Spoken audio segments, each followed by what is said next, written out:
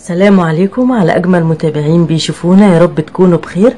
النهاردة هقدم لكم وصفة هايلة جدا لعلاج الكحة والسعال والتهاب الشعب الهوائية بصفة عامة، وهي وصفة مهمة جدا بتعمل على إذابة البلغم وطرده نهائيا، وده في خلال 3 أيام بس لو استمرنا عليها مرتين صباحا ومساء. وصفة النهاردة بتعتمد على نبات الزعتر، وده نبات عشبي وبإذن الله متوفر في جميع دولنا العربية، وبنستخدم فيه الأوراق زي ما انتم شايفين، زي طبعا أوراق جافة بنشتريها كده جافة من عند العطار أو العشاب. والزعتر ليه ريحة جميلة جدا ونكهة مميزة، وليه استخدامين، بيستخدم في الطهي وليه استخدام طبي زي ما هنستخدمه النهاردة كده في علاج التهاب الشعب الهوائية. بيفتح الشعب الهوائية وبيعالج كمان نزلات البرد وبيقوي الجهاز المناعي، وفوائد تانية مهمة جدا، يعني كنز من كنوز الطبيعة اللي رزقنا بها ربنا سبحانه وتعالى.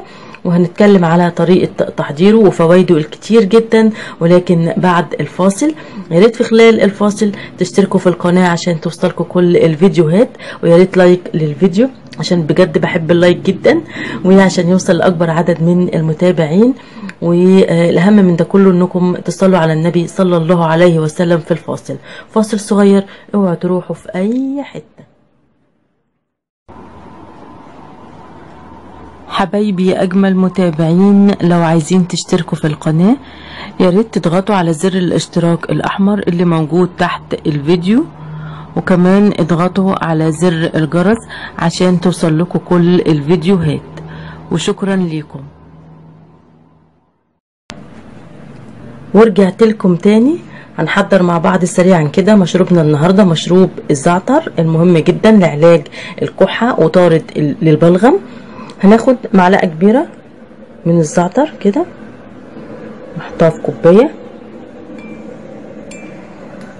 واصب عليها مية مغلية.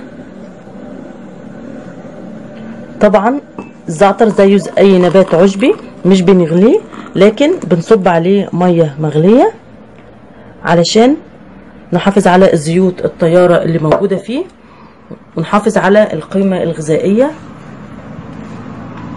للمواد اللي موجودة فيه. وهقلب كده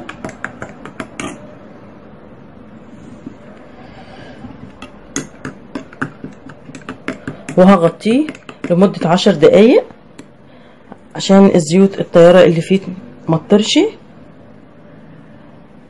وهنشربه بعد كده. هغطيه لمدة 10 دقايق، وبعد 10 دقايق هنصفيه وهنحليه بالعسل، والتحلية طبعا اختياري. وبعد كده هنشربه لمدة 3 أيام متواصلة، مرتين في اليوم، مرة بعد الفطار ومرة قبل النوم، يعني صباحا ومساء. بس أهم حاجة احنا نستمر عليه لمدة 3 أيام، وإن شاء الله بعد ال3 أيام هنلاقي نتيجة كويسة جدا وهترضينا بإذن الله. هشيل الغطا، عدت 10 دقايق، بعد كده هصفيه. بسم الله.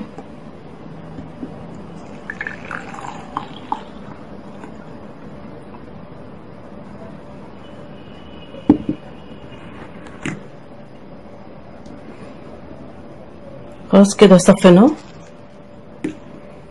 بعد كده هحليه بالعسل اهو،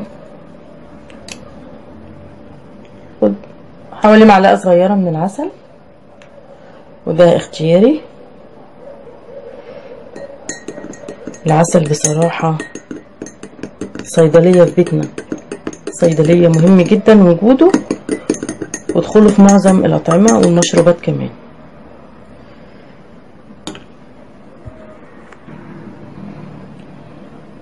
كمان النبات الزعتر بتاعنا ليه فايدة مهمة جدا، وان هو بيطرد الفطريات والطفيليات زي الاميبا اللي بتسبب الديزنتريا، وبيقتل كمان الميكروبات لانه بيحتوي على مادة اسمها الكارفيكرول، ودي مادة بتديله معظم مميزاته، زي طرد البلغم وعلاج الكحة، وده فعلا علاج سحري للكحة والسعال. كمان بيستعمل في حالات الصدفية والإكزيما، وبيعالج الحروق الجلدية، وبيعالج التهاب الحلق والحنجرة والقصبة الهوائية والديزنتريا. كمان بيسكن الألم، وهو مطهر ومنشط للدورة الدموية، استخدامات كتيرة جدا. كمان بيعالج التهاب المسالك البولية والمثانة، وبيعالج المغص الكلوي، وبيقلل من نسبة الكوليسترول في الدم. وفي ميزة مهمة جدا ان هو بيضبط ضغط الدم، فبيرفع من ضغط الدم المنخفض وبيقلل من ضغط الدم العالي. كمان بينشط النظر وبيمنع جفاف العين علشان لا قدر الله ما تحصلش إصابة بالمياه الزرقاء. كمان بيحتوي على مضادات أكسدة وكتير من الفيتامينات المهمة زي فيتامين أ وج، وعشان كده هو بيقاوم البرد، فهو علاج فعال جدا في علاج نزلات البرد، مش بس الكحة لا كمان البرد. استخدامات تانية كتيرة، منها كمان بيقوي الجهاز المناعي وبيمنع تصلب الشرايين وبيقوي عضلات القلب.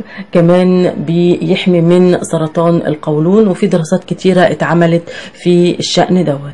ودي كانت نهاية فيديو النهاردة.